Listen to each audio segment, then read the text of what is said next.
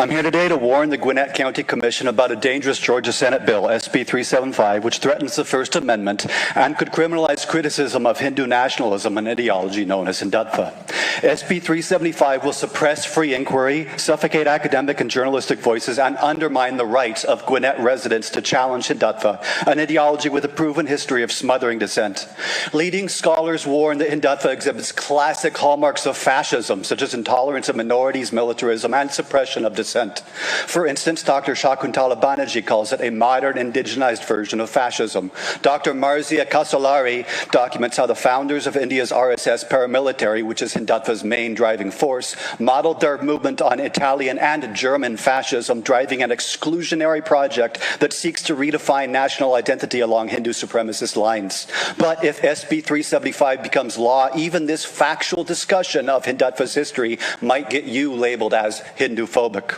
Hindutva's impact goes beyond ideology. It directly affects our communities. India's ruling party, the BJP, actively weaponizes the concept of Hinduphobia as a tactic of transnational repression to suppress critics abroad, deploying aggressive online campaigns, offline harassment, and smear tactics to intimidate and silence dissenters. Critics are branded Hinduphobic to divert attention away from the BJP's Hindu nationalism and anti-minority policies. A transnational repression is legalese for foreign governments like India targeting critics across borders. And I'm not saying that India does this. It's the Department of Justice, which is right now prosecuting an Indian spy in New York for plotting to assassinate an American critic of Hindutva. And I have here a report from the Indian American Muslim Council, a long-standing diaspora organization which outlines these issues.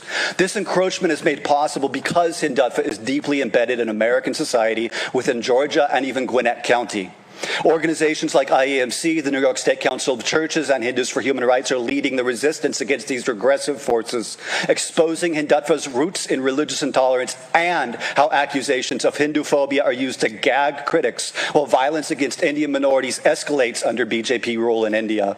As the South Asia Scholar Activist Collective warns, Hinduphobia is a rhetorical device employed by far-right groups to strangle academic inquiry and democratic dissent. The term is a strategic distraction intended to stifle criticism and invert genuine struggles for justice. The battle is not distant or abstract. It is happening right here. SB 375's core goal is not just to extinguish criticism of Hindutva, but also of a foreign government and its ruling party. This bill endangers our most basic American liberties, threatening our freedom, our safety, and Georgia's legacy of hard-won civil rights.